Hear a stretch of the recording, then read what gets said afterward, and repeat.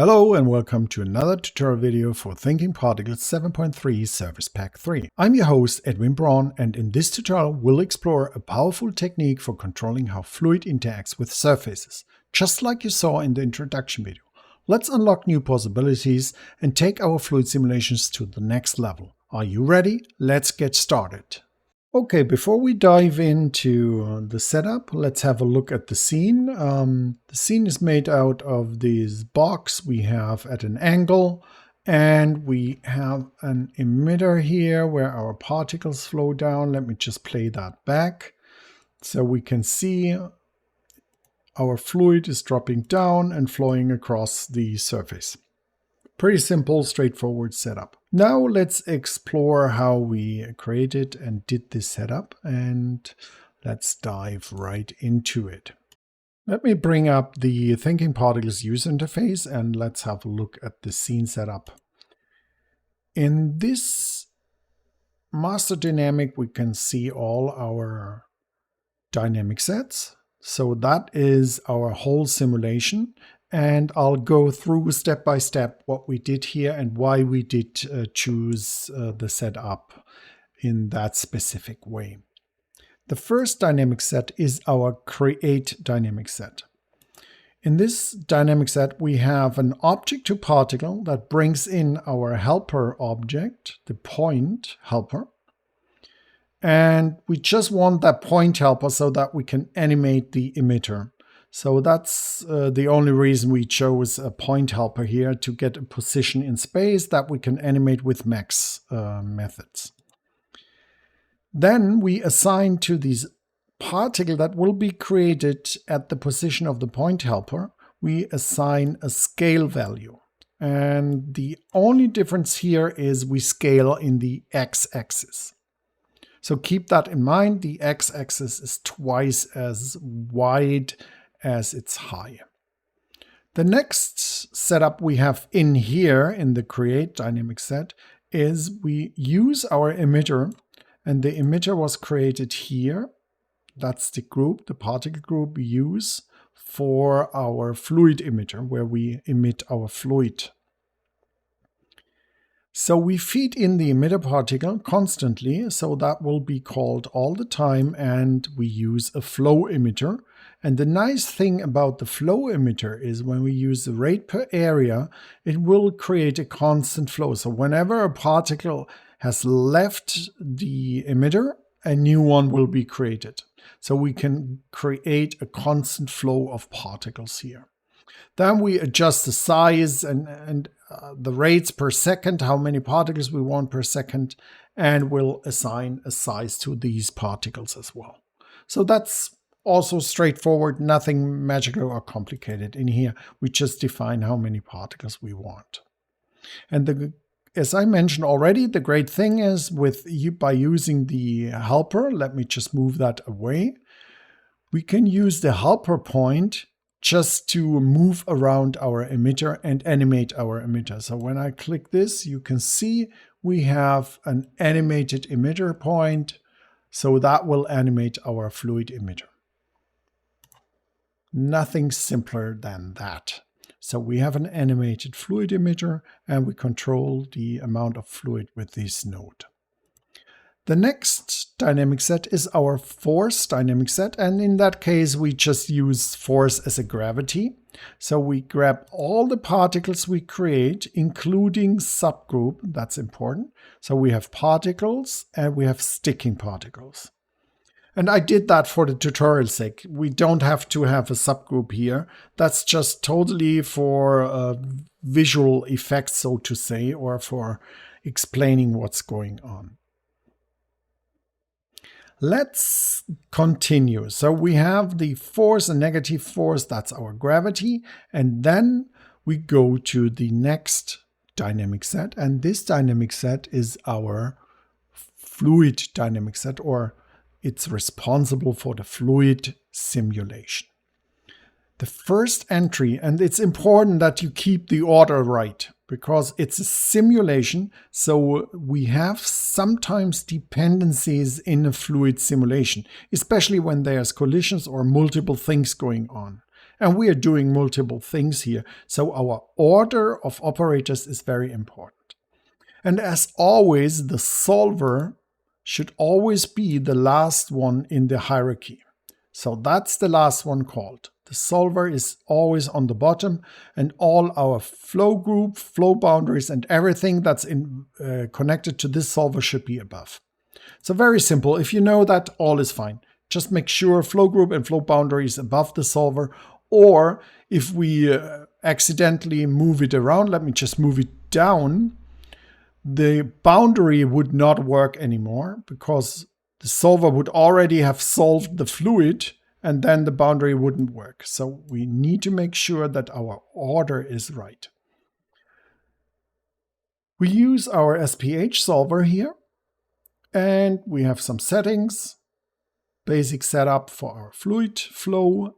And here comes something interesting. I'm only using the flow boundary for a kill box.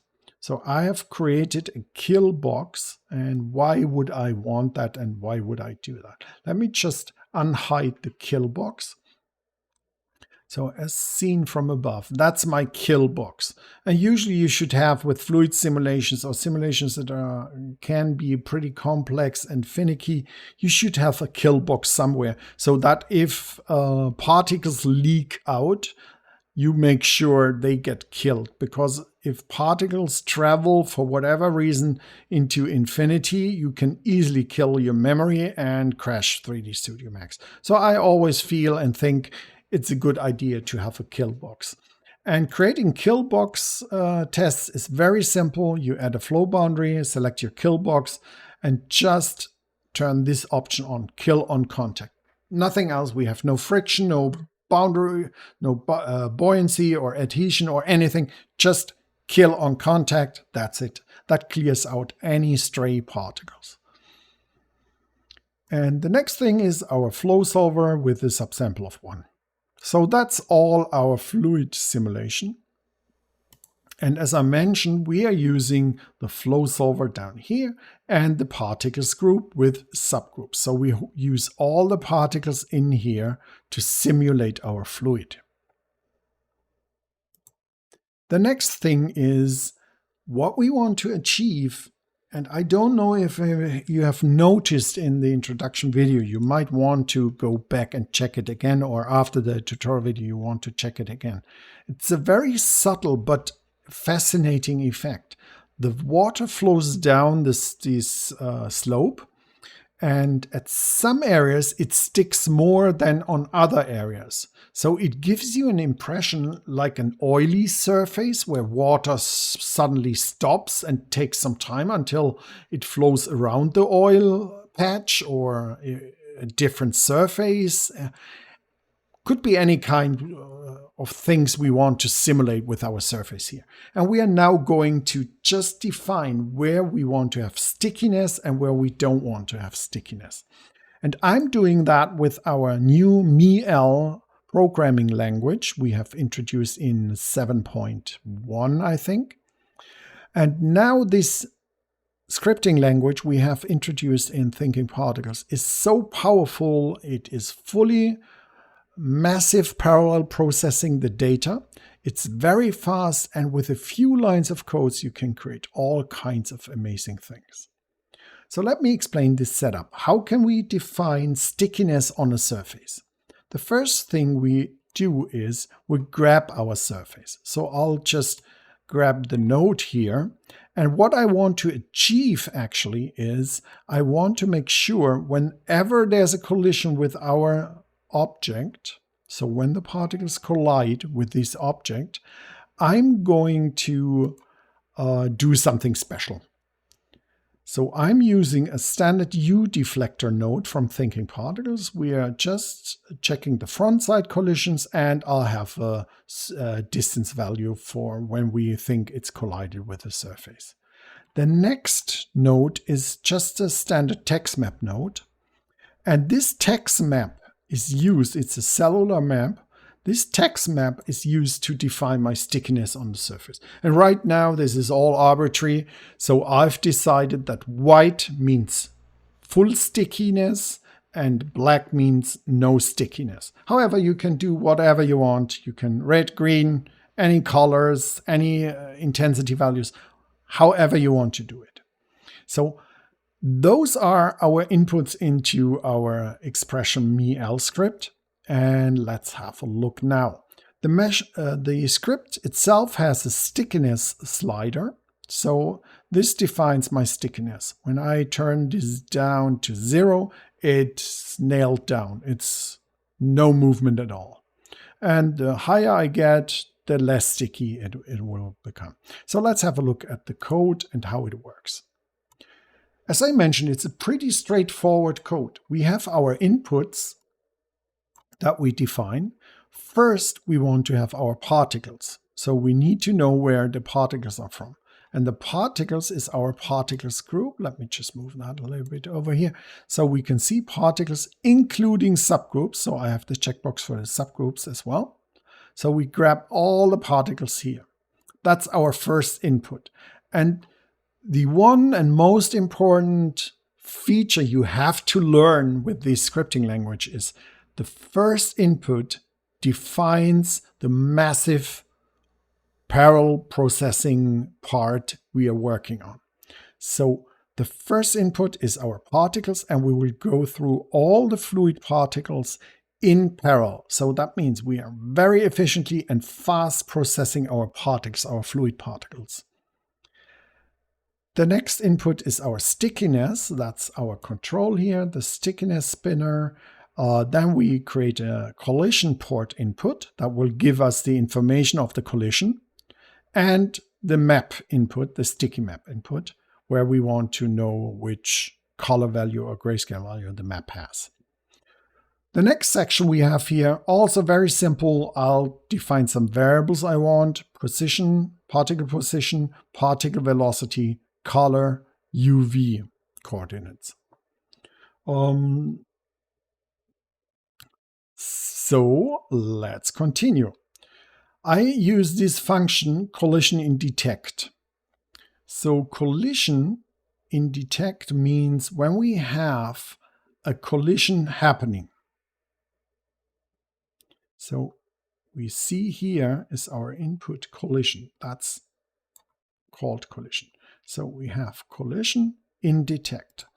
If you are confused and don't know what functions are available, you just go here with your caret and press the selective help button, and that will bring up your thinkingParticles help manual.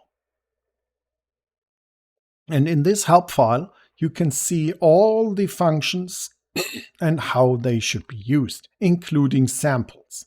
So it's very simple and straightforward. We can just copy and paste a sample out into our script and try it out and modify it. So whenever you get stuck or want to analyze or saw a script and want to know what does this function do, just go there, press the selective help button, and you get detailed help about the function. So what we are doing here is we're checking if we have a collision. So if we have a collision, what we do is we get all our important values. So we're getting, for example, the position of our collision. We are getting the velocity at our collision. And we are getting the UV coordinate of our surface where the collision happened. So now we have collected all the information we want from our collision point. And then I'm going to evaluate my texture. And now here's the beauty. This evaluation is totally independent of the actual object. The only thing we care about is the UV coordinate and the map. So we go with the UV coordinate into this map and get the color. The next thing is when this color is above 0.5, let me just bring that over here, it looks better. So if the grayscale value is above medium gray, I'll say, okay, this is sticky. And then I'll apply the position where the collision happened. And I'll modify the velocity of my colliding particle with the stickiness in factor. And then I'll move this collided particle into its own particle group, into the sticking particle group here. Why do I do that? As I mentioned before, I don't have to do that. That's just for illustration purpose, and I'll show you why, so that we can analyze and see what's going on. And if we don't have a white value or medium gray value or greater than medium gray value, we say, okay, you have a free flowing fluid, go ahead, keep on flowing. So we just set the collision position and the velocity that's there.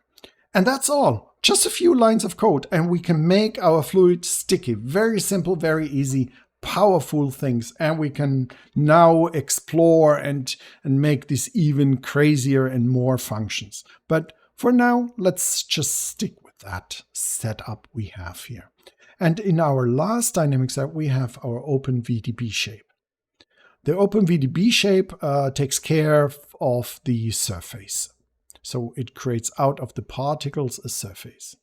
So now let me show how we can do some basic debugging. When we are going here, let me just play back our fluid simulation here. We can see the fluid is running down, coming down here, flowing down, and so on. So we see by default, fluids are set to density. So I see where high pressure and low pressure is. But for our effect, I want to see, is it sticky or not? Is my idea working? So I'll turn off the density view to none so that I only see the particle group colors. And up here, you can see we have the white particles for our fluid and these blue particles for our sticking particles. So now I know when my fluid runs down, wherever I see the blue particles, I hit a sticky spot on my surface. So now let's see what map or how do I control where are the sticky areas on the surface. And that's very simple. As I mentioned here, let me just bring that back. As I mentioned here, we're using the sticky map with a cellular map. Okay, let's have a look in the material editor. And I'm using and opening the good material editor. Just a side note for you guys out there.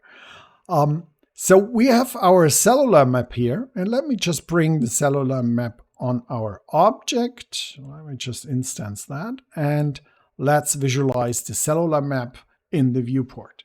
And now it all makes sense. As I mentioned, I just arbitrarily defined white means sticky and gray or black means free-flowing fluid. So now let's have a look. So whenever the particles hit a white area, now the fluid moves over here, it starts to stick. And then it piles up and flows across and slowly moves down. We can also here see how the fluid is sticky or kind of sticky in the white areas and flows very, very slow. Same here, again, hits the white spots here and it's sticky. And as I mentioned, this is now a fully procedural effect. So I can change this texture map. I can totally change this texture map and we can have different kinds of stickiness here. So let me just adjust the size maybe the other way. Okay, and let's have a look if this works for us. Let's see. So now we have a lot of sticky areas and some white areas in between where the black areas are. So we could also just reduce the amount of white areas. I think if I just go down, that was the other way around, sorry. We need to go the other way around to have just some splinters here. And as you can see right now, it's so easy, so simple to modify and control. One thing I forgot in my tutorial setup is we are moving right now the sticky particles into the blue group. However, when they become unstuck, we are not moving them back into the white particle group. Just keep that in mind. This is why once they were stuck, they stay blue, these particles. But as I mentioned, that was just for an illustration purpose so that we know what's going on and what we are doing. And this is really showing how powerful this feature and functionality is using MEL and texture maps. This just shows how powerful it is to control the fluid flow on a surface with the help of texture maps. We just feed in the texture map into our MEL, use the UV coordinates, and get the color from the texture map. And we could even use the color directly as a friction value for the fluid if we wanted to do so. We have come to the end of this tutorial. I hope you enjoyed this tutorial and learned some new stuff. Thank you for watching this tutorial, and goodbye.